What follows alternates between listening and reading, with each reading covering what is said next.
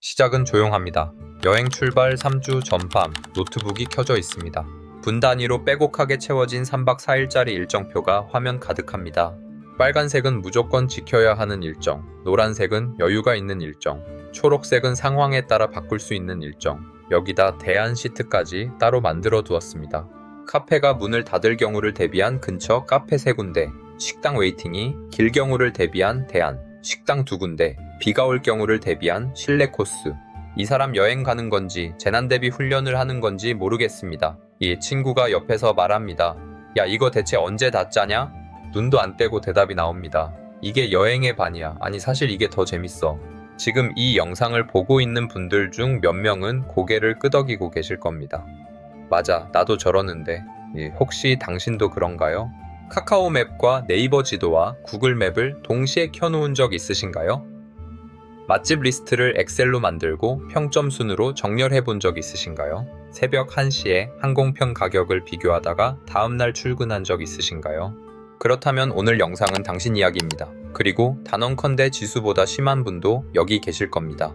여행 커뮤니티를 가보면 이런 게시글이 꼭 올라옵니다. 유럽 7박 8일 계획 짰는데 검토해달라는 글입니다. 엑셀 파일이 첨부되어 있습니다. 시트가 4개.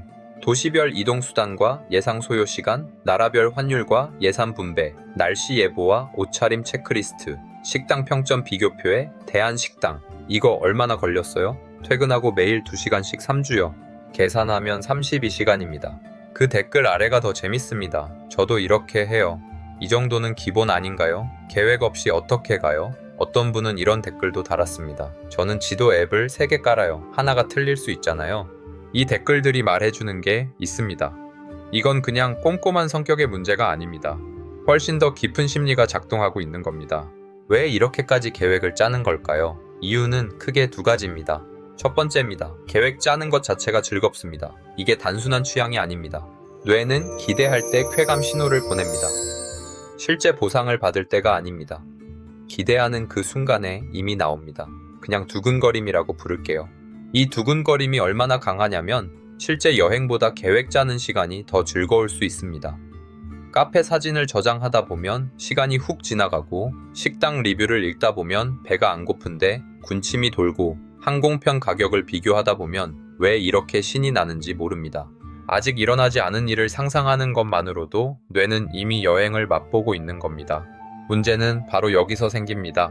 계획을 3주 동안 짜면 머릿속에서 이미 완벽한 여행을 한번 다녀온 셈입니다.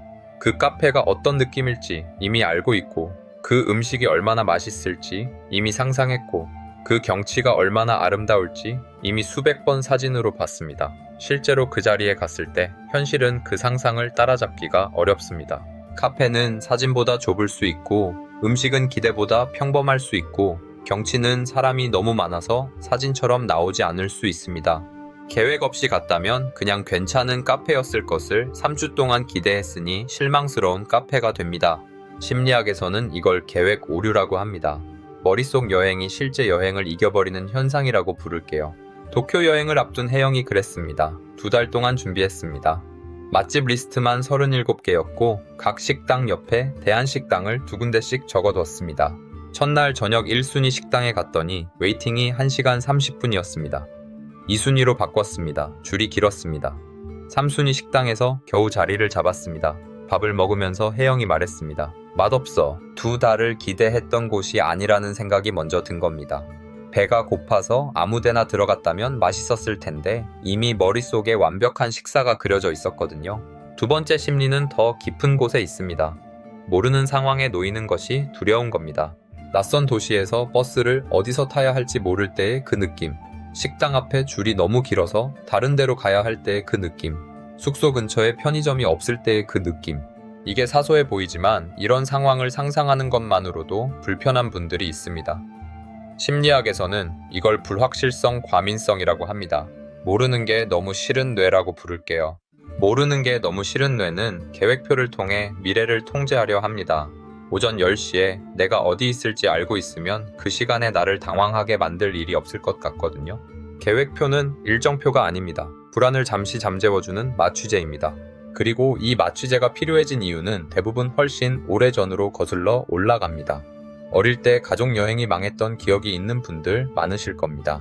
예약이 잘못됐거나 숙소를 못 찾아서 차 안에서 잤거나 부모님이 길 때문에 싸우거나 지갑을 잃어버렸거나 그 당황스러움이 몸에 새겨진 겁니다. 어른이 된 지금도 그 감각이 살아있는 거죠. 계획 없이 떠나면 그때처럼 뭔가 꼭 틀어진다는 신호가 몸 어딘가에서 올라옵니다. 지수에게도 그 기억이 있었습니다. 초등학교 때 가족과 부산 여행을 갔습니다. 아버지가 식당 예약을 빠뜨렸습니다. 네 식구가 밥을 먹으러 5군데를 돌았습니다. 배는 고프고 날은 더웠습니다. 어머니와 아버지가 낮은 목소리로 다퉜습니다. 지수는 그 장면이 아직도 생각납니다. 차 안에서 아무도 말이 없었던 그 분위기가요. 그 여행이 지수에게 심어준 것은 단 하나였습니다. 계획이 없으면 뭔가 꼭 틀어진다는 것. 몸이 기억하는 그 불안을 또 느끼지 않기 위해 지수는 분 단위로 계획을 짭니다. 그런데 여기서 반전이 있습니다. 계획이 빡빡할수록 오히려 여행이 더 힘들어집니다. 계획이 없을 때 버스 지연은 그냥 버스 지연입니다. 계획이 있을 때 버스 지연은 뒤에 줄줄이 연결된 모든 일정의 붕괴입니다. 지수의 첫 번째 제주 여행이 그랬습니다. 첫날 버스가 8분 늦게 왔습니다. 지수는 바로 스프레드 시트를 열었습니다. 오후 일정도 도미노처럼 하나씩 밀렸습니다. 버스 안에서 내내 핸드폰만 들여다봤습니다. 친구가 창밖을 보며 말했습니다. 와, 저기 바다다. 지수는 고개를 들지 않았습니다. 스프레드 시트를 고치는 중이었거든요. 창밖에 제주 바다가 펼쳐져 있는데 지수의 눈에는 엑셀만 보고 있는 겁니다. 여행이 끝나고 돌아오는 비행기 안에서 지수가 조용히 생각합니다. 나 이번 여행 즐겼나? 제주 바다를 봤습니다. 카페도 갔습니다. 오름도 올랐습니다. 근데 그게 어떤 느낌이었는지 기억이 잘 안 났습니다. 분 단위 계획 안에서 움직이다 보면 풍경을 보는 게 아니라 다음 장소로 이동하게 됩니다. 맛집에서 밥을 먹는 게 아니라 그 식당을 체크리스트에서 지우게 됩니다. 사진을 찍는 게 감동이 아니라 인증이 됩니다. 몸은 제주에 있는데 뇌는 서울 출근길과 똑같은 속도로 돌아가고 있었던 겁니다. 반대로 이런 이야기도 있습니다. 민준이었습니다. 유럽 2주 여행을 갔습니다. 처음 이틀은 계획대로 움직였습니다. 셋째 날 오전에 어떤 일이 생겼습니다. 숙소 근처 골목을 걷다가 낯선 할머니와 눈이 마주쳤습니다. 할머니가 손짓을 했습니다. 영어도 안 됐습니다. 몸짓만이었습니다. 그냥 따라갔습니다. 골목 안쪽에 작은 가게가 있었습니다. 할머니가 직접 만든 잼을 팔고 있었습니다. 숟가락에 잼을 올려서 내밀었습니다. 달았습니다. 두 사람 사이에 말이 없었습니다. 그냥 웃었습니다. 그 5분짜리 시간이 2주 여행 전체를 압도했습니다. 왜 그 순간이 그렇게 오래 기억에 남았을까요? 예측할 수 없었기 때문입니다. 계획 밖에 있었기 때문입니다. 심리학에서 자이가르닉 효과라는 게 있습니다. 끝나지 않고 열려있는 경험이 기억에 더 선명하게 남는다는 원리. 미완성이 더 오래 남는다고 부를게요. 계획된 여행은 처음부터 결말을 알고 보는 영화입니다. 예상한 대로 됩니다. 그래서 기억에 잘 안 남습니다. 하지만 할머니의 잼은 결말이 없었습니다. 그래서 오래 남은 겁니다. 지금까지 기억에 남는 여행 순간들을 떠올려 보세요. 계획했던 장소가 기억에 남나요? 아니면 예상치 못한 순간이 기억에 남나요? 거의 대부분은 후자입니다. 길을 잃다가 우연히 들어간 식당, 비가 와서 급하게 들어간 작은 서점, 버스를 잘못 타서 내린 낯선 동네. 그 실수들이 오히려 여행의 가장 빛나는 장면이 됩니다. 예상을 벗어난 것들은 감각이 살아납니다. 그래서 10년이 지나도 생생하게 남아있습니다. 그렇다면 어떻게 해야 할까요? 계획을 아예 안 짜면 될까요?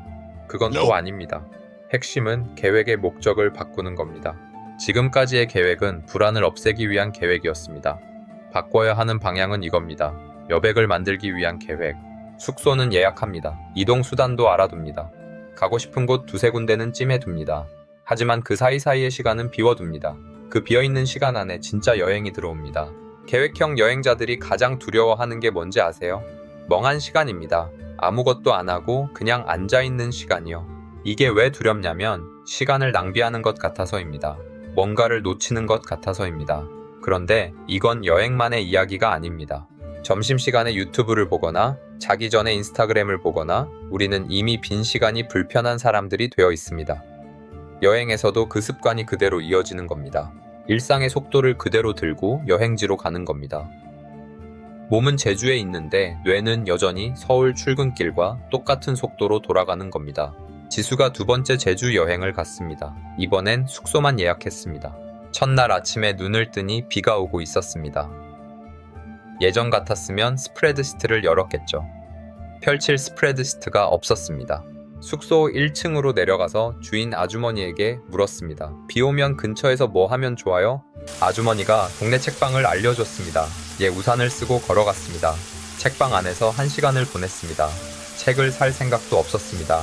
책방 주인이 커피를 한 잔 내줬습니다. 아무 말이 없었습니다. 빗소리만 들렸습니다. 숙소로 돌아오는 길에 지수가 생각했습니다. 첫 번째 제주 여행에는 이런 순간이 없었다. 바다를 봤고 카페를 갔고 오름을 올랐는데 이 비 오는 날 책방에서 멍하니 앉아있던 것만 못했다. 사람은 멍해져야 쉬어집니다. 멍한 시간이 두려운 사람은 여행을 가도 쉬지 못합니다. 피곤하게 다녀온 여행이 기억에도 잘 안 남는 이유가 바로 여기 있습니다. 계획을 세우는 게 나쁜 게 아닙니다. 그 계획이 어디서 출발했는지가 다른 겁니다. 불안해서 나온 계획은 완벽해야 합니다. 완벽해야 하니까 어긋나면 무너집니다. 기대에서 나온 계획은 방향입니다. 어긋나도 또 다른 방향이 생깁니다. 당신이 지금 짜고 있는 그 계획이 불안을 없애려는 계획인지 설레는 기대를 담은 계획인지 그 차이를 느낄 수 있다면 여행이 달라집니다. 오늘 밤 자기 전에 딱 한 가지만 해보세요. 다음 여행 계획표를 꺼내서 시간이 적혀있는 항목 중 하나만 지워보는 겁니다. 단 하나만요. 그 빈자리가 불편하면 아직 불안이 여행을 운전하고 있다는 신호입니다. 그 빈자리가 조금이라도 설레면 이제 진짜 여행을 시작할 준비가 된 겁니다. 영상이 도움이 되셨다면 구독과 좋아요 부탁드립니다. 댓글로 여러분의 여행 계획 스타일도 알려주세요. 다음 영상에서 만나겠습니다.